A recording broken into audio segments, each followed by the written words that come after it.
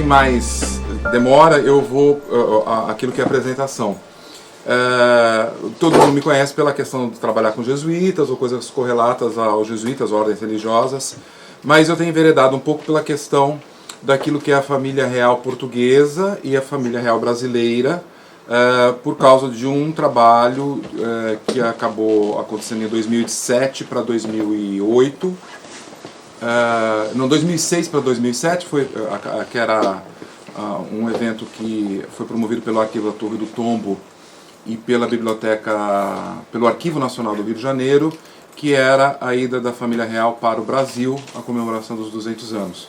Eu tive um trabalho lá apresentado que foi premiado, e a partir daí, do conhecimento um pouco da família real, estimulou para buscar a figura de uma mulher que ela é apagada da história, principalmente trabalhando em sala de aula, segunda esposa do Dom Pedro I do Brasil, Dom Pedro IV de vocês aqui.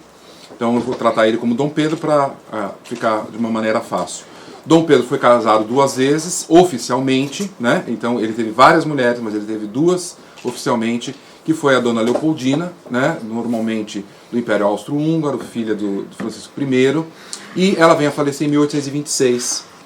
Logo em seguida há uma negociação de um segundo casamento, com uma série de entraves por causa daquilo que foi o tipo de tratamento dado à esposa e a figura controversa do Dom Pedro com as amantes, a Marquesa de Santos, que eu vou tocar um pouquinho, e as nuances políticas que se apresentavam no período pós-independência. Então a gente está falando de 1822, 26, então há toda uma tensão política até 1831, quando ele vai abdicar e volta para Portugal, e junto com ele vem a sua esposa. O casamento é negociado em 1829, meados de 1829, ela vai para o Brasil em outubro, e ela fica junto com ele até abril de 1831. Então, praticamente, ela tem 2 anos do Brasil. E essa mulher, que depois vem para Portugal, em 1834, quando termina as disputas com Dom Miguel, ela em 1831 ela foi para Paris, onde teve uma filha. Quando ela saiu do Brasil, ela já estava grávida, e vai acompanhar o marido depois em Portugal, lembrando que ele morre logo em seguida, né? Então acaba as disputas em 33 e 34, ele morre em 34, e ela fica viúva, e vai ter um papel importante assim de bastidores daquilo que seria a filha, Dona Maria II, as filhas bastardas também do Dom Pedro, e é uma figura que vai passar desapercebida. Tem uma filha que depois vai terminar os dias na Ilha da Madeira, com problema de tuberculose, né, na Quinta das Angústias, e ela vive até 1873. Né? Então, essa mulher esquecida, e aí o título que eu dei em termos de biografia, que é uma biografia que está praticamente finalizada, só estou vendo as notas de rodapé para publicá-la, ela tinha o desafio de sair daquela coisa de louvor, ou coisa que vale, não é o caso da figura dela, mas sim dá uma discussão de uma contextualização da personagem e da figura dela enquanto mulher, e também a família como se entrelaçou no contexto europeu. Né? Então os irmãos dela acabam tendo bons casamentos, e ela tem uma proximidade com as principais casas europeias, inclusive da Rússia, que o irmão dela acaba casando com uma cesarina. Ela vai, por questão da ordem daquilo que é o casamento, receber do Dom Pedro uma ordem das rosas, por isso que é a rosa, né? Aí a referência ao título. Também porque ela é neta de Josefina, a esposa de Napoleão, que eu vou comentar daqui a pouco, e a Josefina, para quem não sabe, tinha como uma das predileções fazer o cultivo de rosas, e Malmaison era um dos lugares onde ela fazia a experiência. E os espinhos da vida, obviamente, é o percurso de vida dela, né, que sai da Europa, vai para o Brasil, passa por um processo totalmente de turbulência, perde o marido, depois perde o irmão, perde a mãe, perde a filha, ou seja, ela acaba, e aí o percurso da vida depois vocês vão acompanhar. Essa pesquisa, ela começou, ela já vem, não é uma pesquisa curta, é uma pesquisa que vem sendo composta nessas indas e vindas de Portugal. Ela tem documentação do Rio de Janeiro, de fontes diferentes, Biblioteca Nacional e Museu de Petrópolis, onde boa parte da documentação está. Também do Instituto Histórico e Geográfico, só para vocês entenderem, a irmã dela, que sobrevive a ela, é rainha da Suécia. E quando ela veio a falecer, no testamento ela deixou como legatária essa irmã.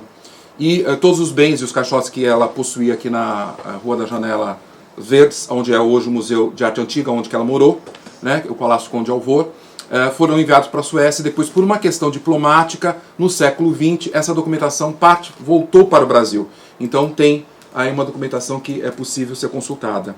Também em Munique, porque ela era filha de Luís da Baviera, e eu cheguei aí lá para fazer um levantamento de alguma documentação, especificamente dela, de menor, e algumas situações que são interessantes. Então aí um pouco esse referencial, obviamente aqui, o arquivo da Torre do Tom, Biblioteca Nacional e Biblioteca da Ajuda, existe uma trama de cartas familiares, né, que é o que me agrada trabalhar, como que essas famílias se relacionam e como que elas trocam correspondência entre si. Então, para começar a entender um pouquinho a Amélie, né, ela nasce em 1812, 1873 ela vem a falecer, naquele contexto, né, da fúria napoleônica, que eu não vou entrar aqui. Ela vai ter a passagem pelo Brasil de 29 a 1831, envolve-se com a abdicação. Tem um dos trechos mais bonitos, que ela deixa uma das cartas para um menino de 5 anos, que é Dom Pedro II, mostrando todo o afeto que ela tinha por ele, e ela só vai reencontrá-lo em 1870, ou seja, já feito um homem velho, diga-se de passagem, né? Porque aí já está numa fase madura, né? E já casado, com filho, coisa que o valha, né? Ela tem um grande baque, que é a perda do marido, em setembro de 1834, e da filha, em 1853, né? E praticamente ela passa a ter uma vida reclusa no Palácio das Janelas Verdes, tendo uma situação de benemerência muito forte, com um pequeno grupo de pessoas, que também me interessa agora, porque por causa dessas pesquisas acabei descobrindo coisas novas para aquilo que é independência. São marqueses e ministros que ficaram no entorno dela e que dão um contexto daquilo que é a transição da independência, e que tem uma documentação vastíssima sobre isso, né, para ser trabalhado. Então, quem ela era? Né? Ela era, a Amélia, ela vai ser aí uma das filhas de Eugênie e de Augusta Amélia da Baviera. Como eu já disse, Augusta Amélia da Baviera era filha de Luís I da Baviera, e o Eugênio José Bornet era filho da Josefina com o primeiro marido, o comandante Bornet. Ela, Josefina, com o comandante Bornet, tiveram 2 filhos, Eugênie e Hortense. A Hortense vai depois casar com o irmão de Napoleão. E Napoleão vai ser assim, um elemento fundamental para Eugênie de Bornet, que é adotado politicamente falando, e não só como a questão do próprio casamento. Rapidamente, para entender que não é o foco aqui, o comandante Bornet, casado com Josefina, ele vai morrer na Revolução Francesa, e um dos episódios mais pitorescos é que a espada dele é apreendida, e o rapaz, Eugênio, que é o pai da Amélia, vai a Napoleão pedir que fosse devolvida a espada dos Bornet. Né? Ele, Napoleão, vai se sensibilizar pelo jovem, o jovem tem ali 14, 15 anos, e logo em seguida a Josefina, viúva, vai agradecer, e começa o affair entre ambos, que tem uma longa duração, né? E aí com conturbações das mais variadas pelas amantes que o Napoleão tem depois do segundo casamento, né? Então, aqui eu coloco as referências, o Alexandre François Marie Visconde de Bornet, e a Joséphine Paget-Géry, que na realidade vai aí ser a grande propulsora de toda uma construção de vínculo. O que a gente vai poder identificar é a participação do pai dela em todas as campanhas de Napoleão, que guinda para a situação de comando, o faz comandante da Itália, e também naquilo que é articulação com Luísa Baviera, né, acaba fazendo a negociação do casamento com uma das suas filhas, que é a Amélia Augusta, né? Então tem que tomar cuidado, porque é tanta Amélia que tem ali na família, que acaba sendo difícil os nomes, né? Então a Amélia Augusta é a mãe da Amélia, né? Só para ficar referenciado, né? Não deixa de ser uma aliança política, né? Dentro daquilo que é a situação que se põe em 1805, 6, né? Que é quando ocorre o casamento. Napoleão vai estar nesse movimento de avanço para a Rússia, e vai cair em 1815. Um pouco disso já as tropas de Napoleão e o próprio Eugênio Bonnet com a sua família deixam a Itália e vão buscar o apoio do sogro em Munique, na Baviera, né? Que a partir daí eles vão constituir um patrimônio, né? Que passa a ser importante a base dela em Munique, em termos da construção da casa. Então eles vão construir uma casa modelo, que hoje faz parte aí do patrimônio da cidade de Munique, que depois eu vou mostrar. Que uma das primeiras a ter canalização e com banheiro, né, interno, para a época, a gente está falando de 1810, tem o projeto todo da casa, o arquiteto, então, por me interessar essa questão. Os pais, Eugênio e Augusta Amélia, vão viver a maior parte em Munique. Ele depois tem aí o período daquilo que seriam os títulos que ele ganha com Napoleão, e depois, obviamente, ele acaba perdendo devido à derrota de Napoleão. O que é interessante, que mesmo Luís da Baviera, apoiando Napoleão, ele não sofre com aquilo que seria o Congresso de Viena, a reorganização da Europa a partir de 1815.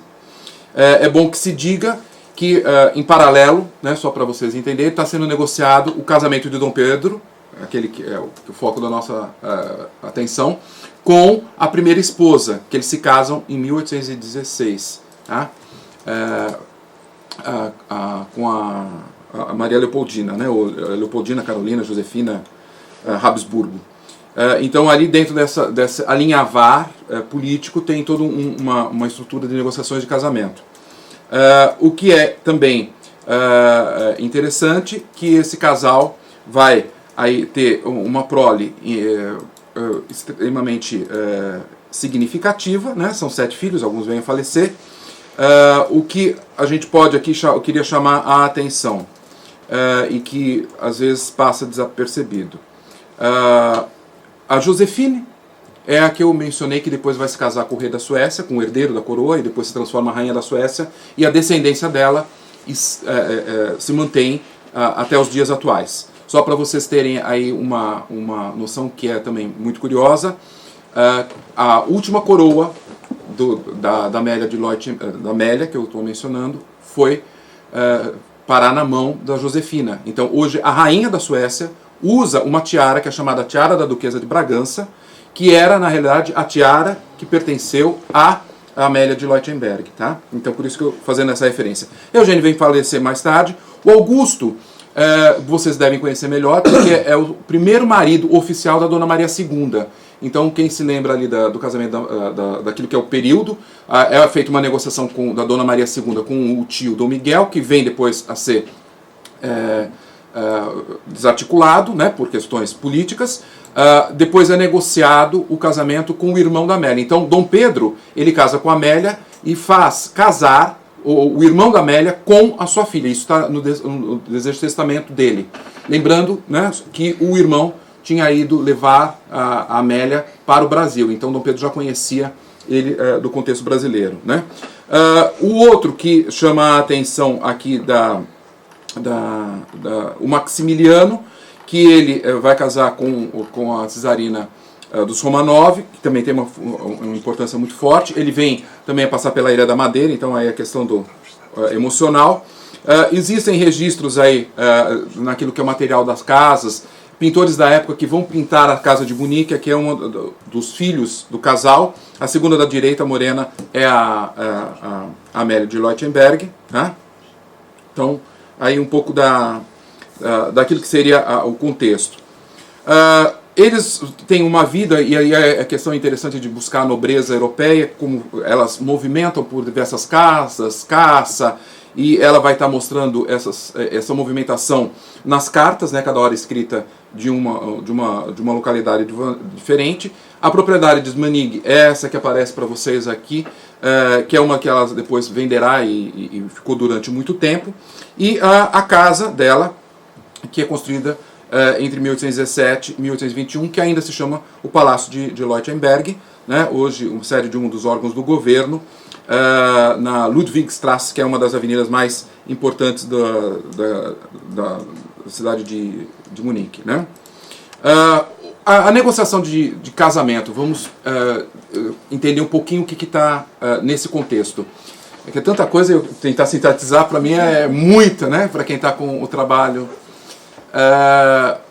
A Leopoldina, ela morre em 1826, então entre o casamento 1816 e 1826, todo ano ela ficou grávida, né? Perdeu vários filhos e ela morreu no final por causa de uma gravidez mal sucedida, coisa que também vocês vão ter aqui com a Dona Maria II, né? O fato é que nesse meio tempo Dom Pedro teve um envolvimento com uma paulista, que é a Marquesa de Santos, conhecida, né, como Marquesa de Santos, que é Domitila de Castro Canto e Melo. Domitila de Castro Canto e Melo já era casada, tinha brigado com o marido a apanhou num colóquio com outro homem, ela levou uma burdoada dele, e quando conhece Dom Pedro já tinha passado a independência, apesar de uma novela que talvez a Globo vai passar por aqui, fazer tudo ao contrário, então tome cuidado com a novela. Porque no Brasil passou, quando eu saí de lá, talvez venha para cá, não sei se está o Novo Mundo. E eles inverteram toda a história. Ela se envolve com Dom Pedro, aliás, Dom Pedro se envolve com ela e com a família, porque ao mesmo tempo ele mantém uma relação com a irmã dela e com a Marquesa de Santos, a Benedita, que é outra mulher, engravida primeiro a Benedita e depois a Marquesa de Santos. A Marquesa de Santos, que é o foco aqui da questão, ele tem 4 filhos, 2 morrem, os 2 homens, e ficam 2 mulheres vivas. Teve outras gravidezes, só que acabou perdendo, inclusive de uma menina. Isso tudo perpassava na sociedade e não era escondido de ninguém. Até porque as trocas de cartas eram conhecidas, ele monta no Rio de Janeiro uma casa para ela do lado do Palácio São Cristóvão. Então isso tudo circulava e era consciente, né? Tinha consciência a Leopoldina. E naquele momento nós temos um enviado do Francisco I, que é o Barão de Marescal, que é um assessor e conselheiro da Leopoldina, que informa tudo para a Europa. Então a gente tem lá no Instituto Histórico Geográfico um livro pegar 2 livros mais ou menos, e dá umas 500, 600 cartas dele, coisas que já foram editadas e outras coisas que não foram, em que todo o contexto do Brasil ele está colocando, inclusive o perfil de Dom Pedro. A Dona Leopoldina morre e Dom Pedro não está no Rio de Janeiro. Ele, nesse momento, está numa disputa com a questão da província da Cisplatina, que é hoje o Uruguai. Quando ele volta, já tinha sido feito o sepultamento, né, e a questão tinha ganhado um volume muito grande, porque durante a convalescência da Dona Leopoldina, a Marquesa de Santos tentou entrar no quarto, como uma afronta, e aí ela foi retirada do quarto pelos ministros, e isso gerou uma questão política que Dom Pedro depois puniu esses homens, aquilo que dá com relação à amante. Isso tudo colocado em alto e bom som, todo mundo sabendo dessa situação. O fato é que logo em seguida vai se negociar o casamento, e ele pede para o sogro negociar o casamento, né? E o cunhado. Obviamente que o sogro e o cunhado sabiam de toda a situação que estava em causa. Bem, não precisa dizer que ficou de 1827 até 1829 batendo em porta em casas europeias, e todas as mulheres se recusavam, pelo perfil dele, né, Dom Pedro. E ele já estava desanimado, aí ele desmancha com a Marquesa, volta com a Marquesa, engravida a Marquesa e vai por aí afora. Até que cai nessa situação da Augusta Amélia, que estava viúva, negociando os casamentos das filhas, né, o que seria da filha, que nem era o caso, essa era a Amélia, na época tinha 16 anos. Consultada, né, pelo cunhado, o Francisco I, só para vocês entenderem. Também a Leopoldina tinha uma irmã que depois vai ser a segunda mulher do Napoleão Bonaparte. Então tem uma complexidade aqui de casamentos que tem que entender, que meia hora é um pouco difícil de explicar, mas aí começa a circular também essas informações a respeito da segunda mulher de Napoleão. O fato é que ela é instada, se cederia ou não a mão de casamento, a mão da filha em casamento. A gente tem o Visconde de Barbacena, que está negociando isso aqui na França e na Inglaterra, porque o contrato de casamento é assinado na Inglaterra, e ela diz, olha, ele tem que arcar com todas aquilo que é o negócio do casamento, a negociação de casamento,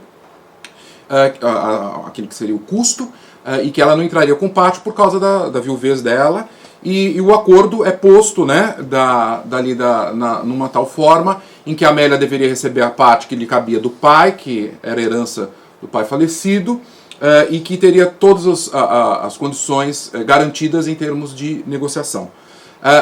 É muito interessante o contrato de casamento, que eu tive que explorar com um pouco de detalhes, porque, de fato, ele prevê várias condições, se ela morre antes, se ele morre depois, ou o que acontece, porque ele tinha vários relacionamentos antes, que no testamento ele acaba reconhecendo, e ela vai pleitear depois quais são os direitos dela.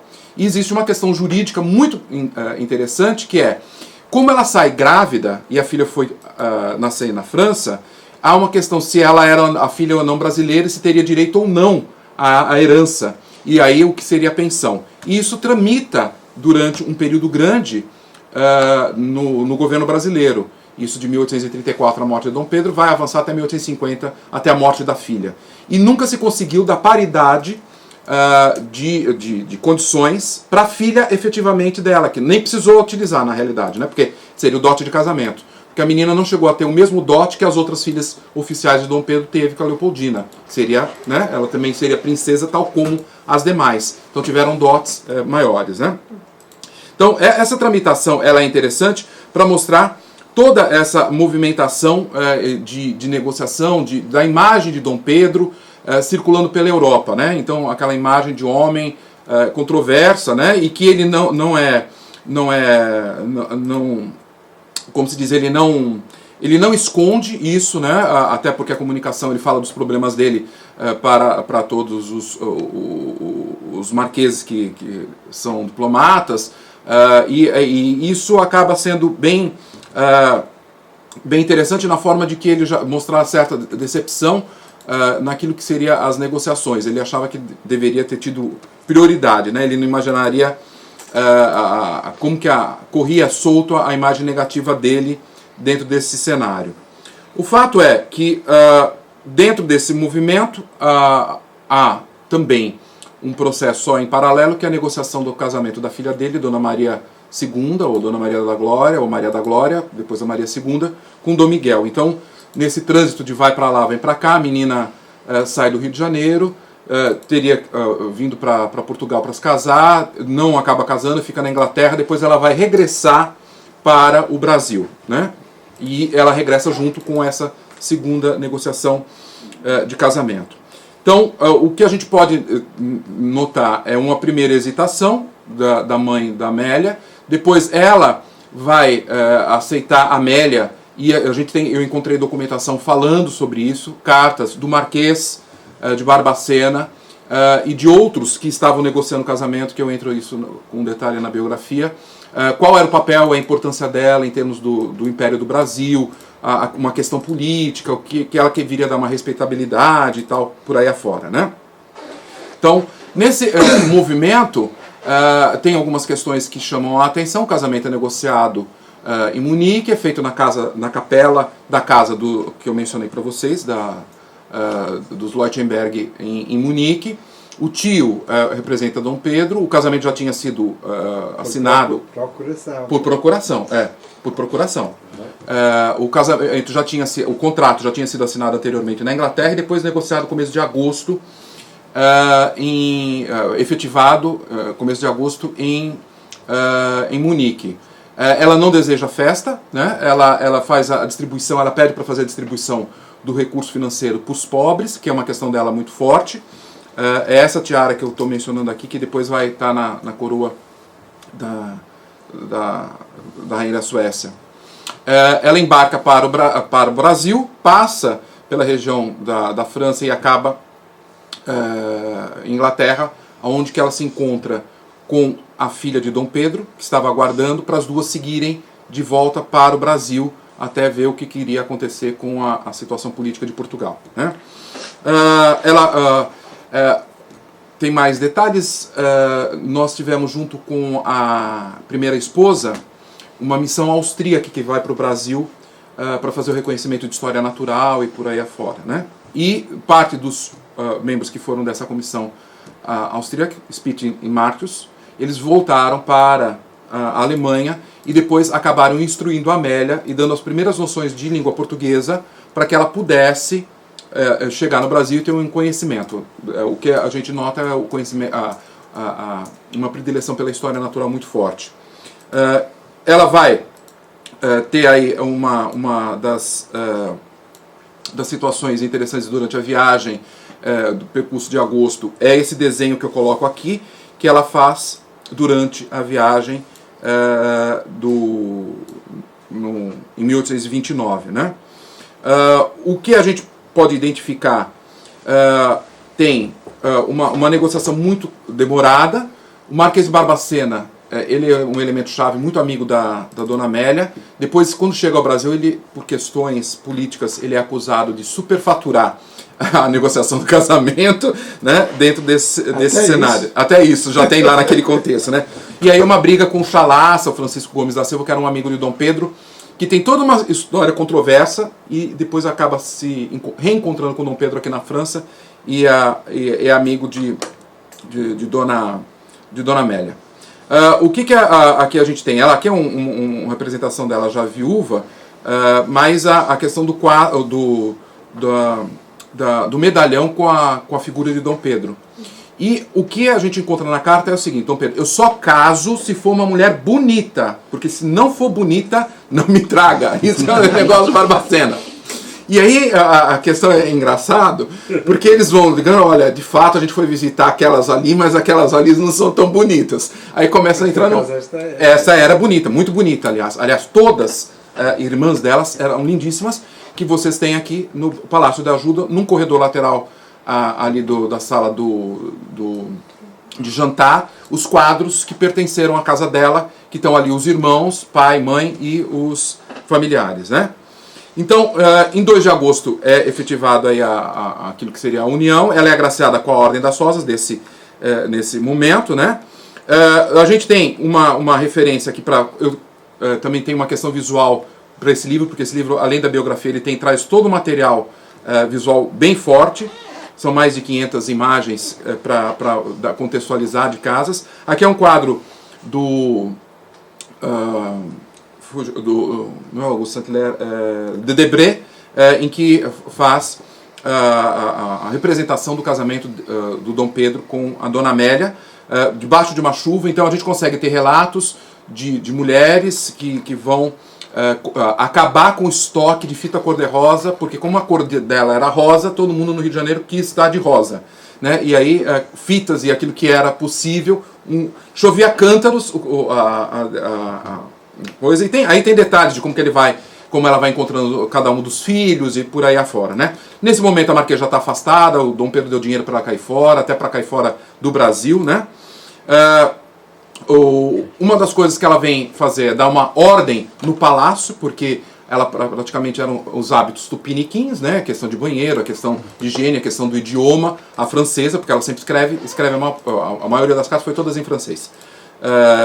E aí ela traz, na realidade, parte do seu dote na viagem, pede para ver móveis da Europa também, para o Palácio de São Cristóvão. Algumas peças eu fui recolhendo, ainda a gente consegue encontrar dentro desse movimento. Né? Ela vem com o irmão, que é o Augusto que eu mencionei para a situação de acompanhar a irmã. Há uma coisa interessante, muito, muito boa na documentação, né?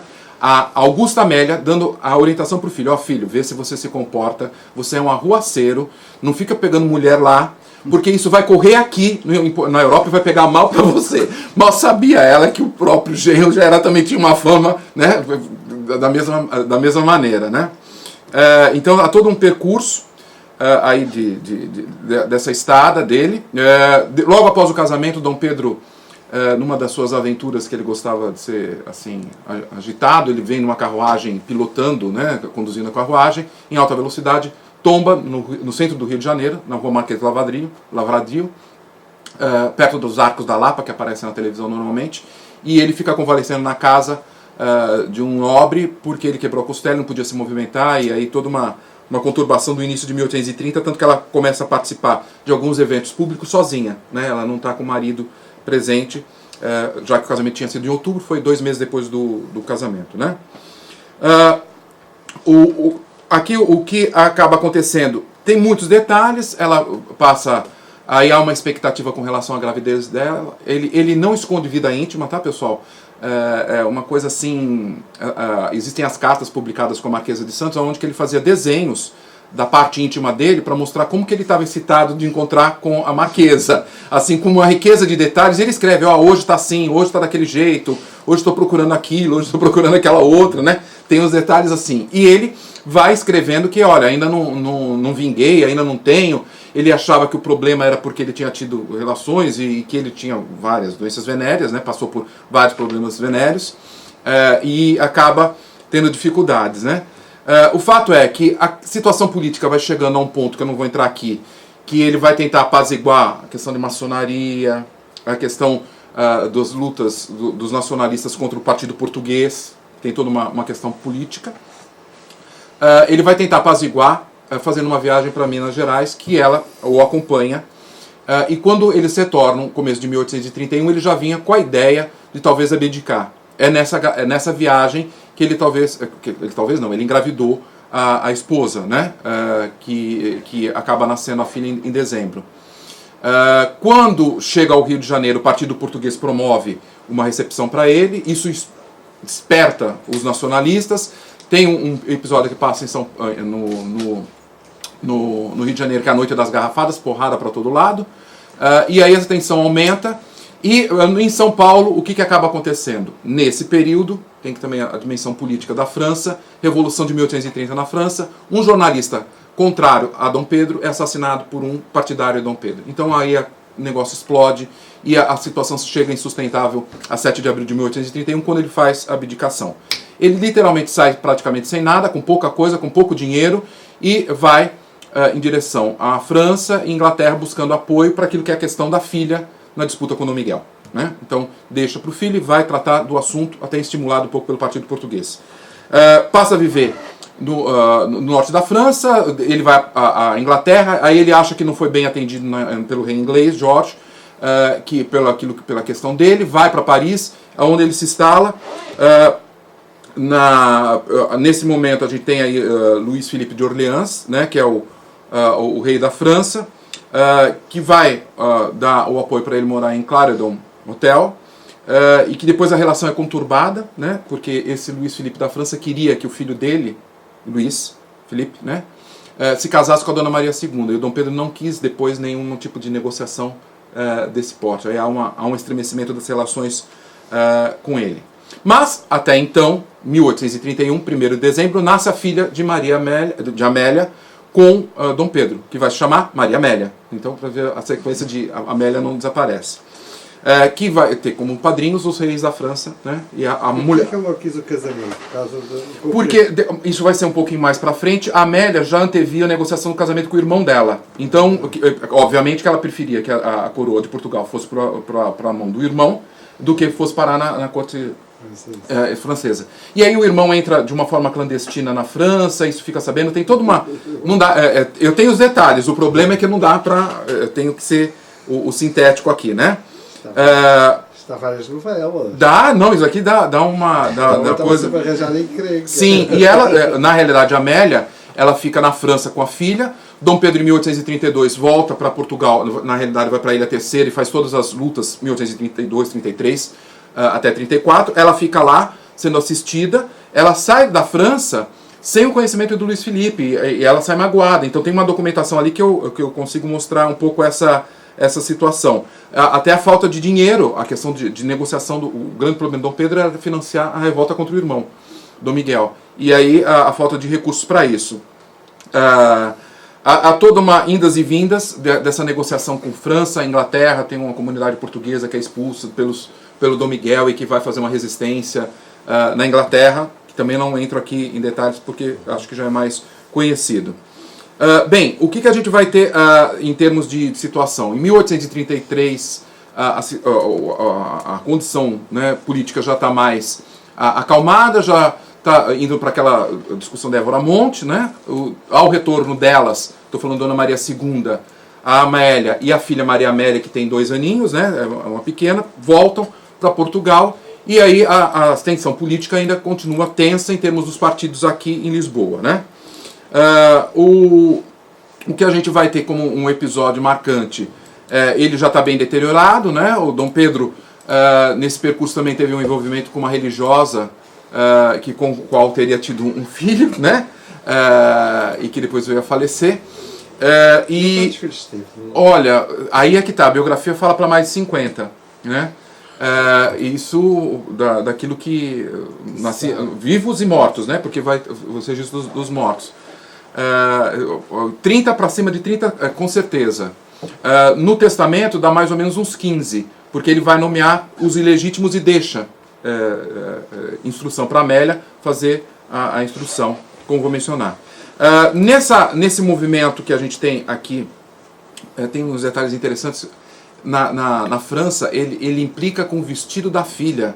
Então, ele define a roupa que a filha tem que vestir para situações. Tem umas coisas assim que são muito curiosas, né? Que vale a pena dar entendimento. Aqui, ele vai visitar o Porto. Depois que ele faz a visita ao Porto, que depois ele deixa o coração pelo apoio que o Porto deu naquilo que foi a revolta liberal, ele vem a falecer em 24 de setembro. A partir daí, o que a gente tem? Morre no Palácio de Queluz, onde que eles viveram, aquela situação que vocês conhecem muito bem. A questão é que há uma intriga palaciana em que tenta colocar alguns ministros em oposição, Dona Maria II com a Dona Amélia. Até porque Dona Amélia tinha já deixado o Dom Pedro a negociação de casamento com o irmão. Então, qual era a grande situação de Portugal? Fazer o casamento da Dona Maria II. Então, a morte ocorre em setembro, a negociação do casamento é aceita pelo irmão da Amélia logo em seguida, outubro, que é quando é feito o enviado, e em janeiro ele vem para Portugal. Estou falando de 1835. Em março de 1835 ele morre. Ou seja, papum, ali. Ele foi envenenado, não foi envenenado, corre uma série de situações. E aí inicia-se uma segunda negociação de casamento. Queria-se, uma das hipóteses era o irmão mais novo dele, que foi habilmente retirado, porque os ministros diziam, olha, vamos fazer com uma outra corte, que aí vai acabar sendo o Dom Fernando II de vocês, né? Isso estremece. Dona Amélia conhecia Dom Fernando II, mantém com ele uma boa relação, mas a situação começa a se deteriorar um pouco, ou estremecer um pouco com a Dona Maria II. É muito difícil fazer uma avaliação se elas eram rivais ou não. Tem autor que fala que é rival. Eu não acho que sejam.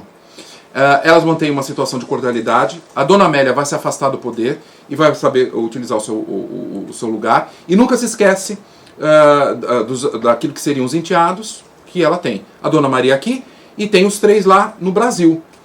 Dom Pedro II, que vocês conhecem, né? Há uma outra menina que é chamada Januária, que vai se casar com o Conde de Áquila, que depois vai para Sardenha, e a Francisca de Bragança, que vai se casar com o Príncipe de Joinville, que é um dos filhos do Luís Felipe, né?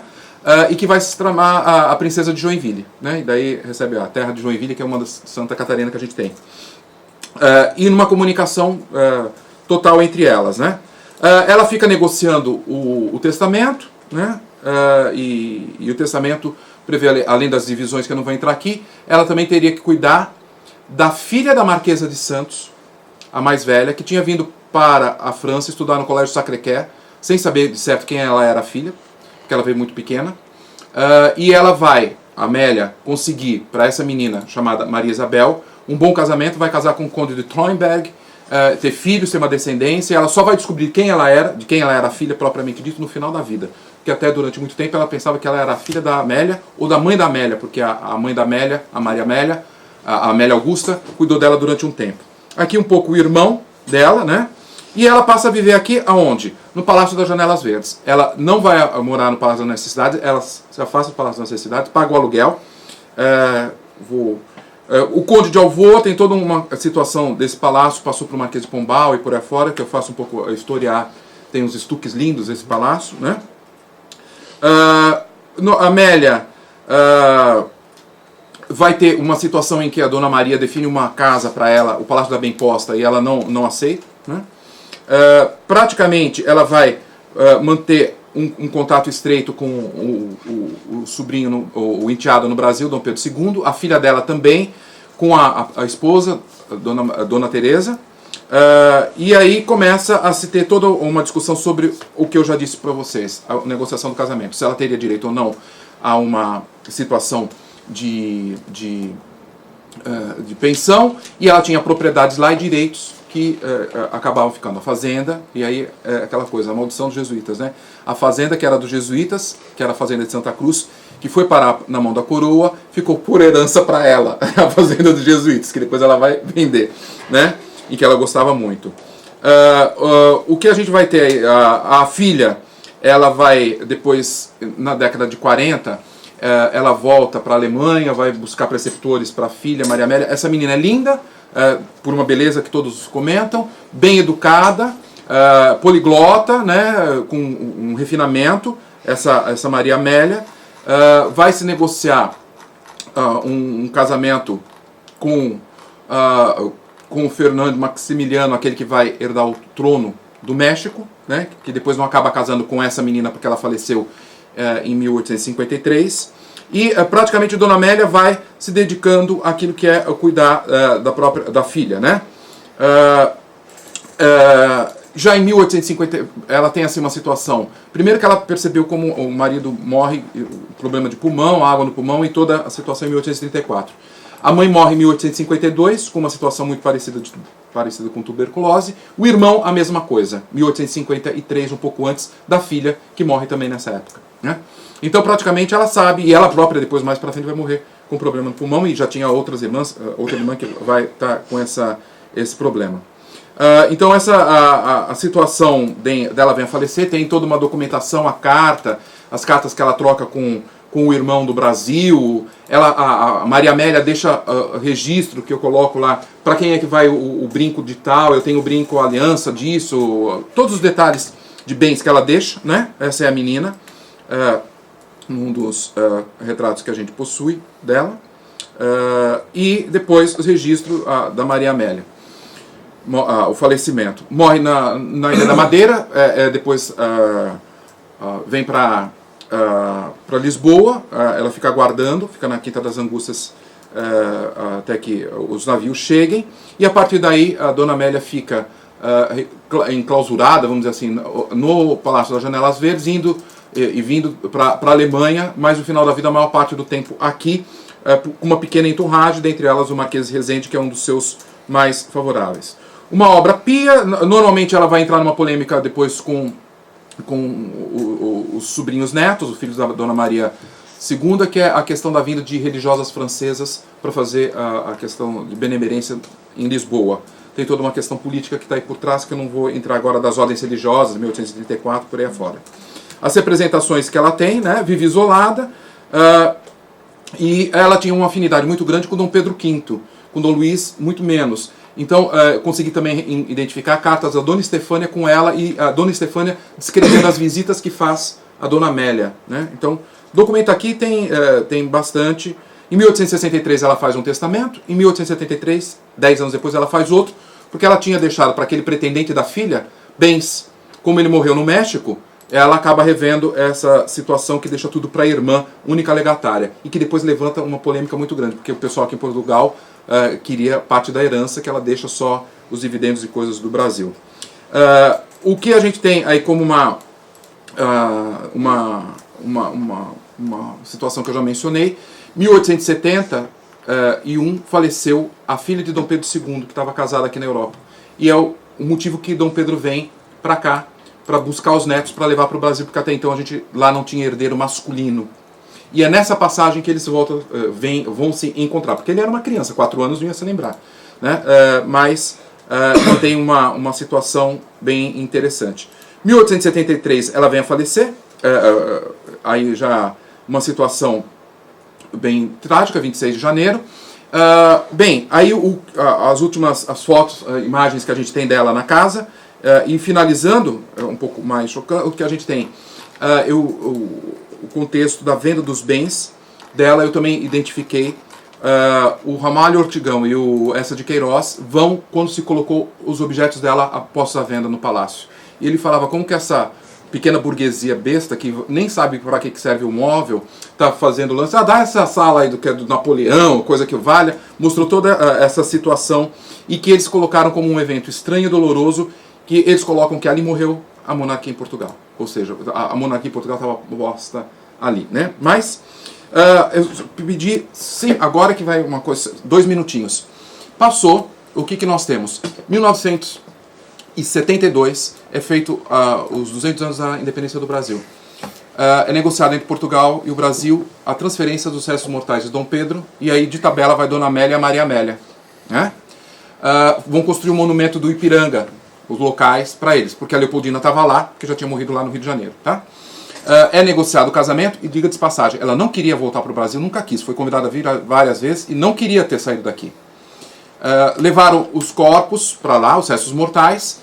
A filha acabou indo para o Rio de Janeiro, não colocaram no mesmo local que deveriam ser o monumento, e foi depositado lá. Aquilo, durante a época dos militares no governo, teve um certo cuidado, depois disso não teve cuidado, né? Passado esse período, o que a gente vai ter? Em 2013, foram fazer um levantamento, agora as imagens chocantes que eu trago para vocês, né? E fizeram um estudo dos corpos, né? Até porque existia uma situação bem particular, que era a acusação que Dom Pedro teria dado um chute na barriga da Dona Maria Leopoldina, da Dona Leopoldina, e que teria abortado. Isso não condiz, as características mostram que isso não teria acontecido, nem ela teve nada, nenhuma quebra, que foi o problema, né? E aí, uma das coisas que vai mostrar é aqui o que você tem. Praticamente o corpo dela estava todo preservado. E aí isso me causou curiosidade, e aí eu também coloco todos os produtos que foram utilizados, a casa que foi a utilização, eu apresento isso na documentação. E aqui os detalhes, né? Vocês vejam que a touca que ela apareceu numa das outras imagens, ela preserva aqui, aí assumiu um papel periférico, eu acho que é uma coisa interessante, longe do poder e longe do afeto, que eu acho que é a grande questão. Ela teve uma postura ativa, né? Ela não foi passiva, ela teve uma figura feminina forte, interessante, inteligente, né? Eu acho que a questão do papel da mulher acho que é importante de gênero. Ela soube conduzir os negócios dela, tem todos os documentos da administração de bens, uma senhora administradora de casa, e uma figura atuante que se esqueceu na gaveta do tempo. Essa é a ideia. Desculpe se eu ultrapassei um pouquinho, mas vocês vejam que a pesquisa não foi extensa, né? Então tem alguns anos aqui. Obrigado.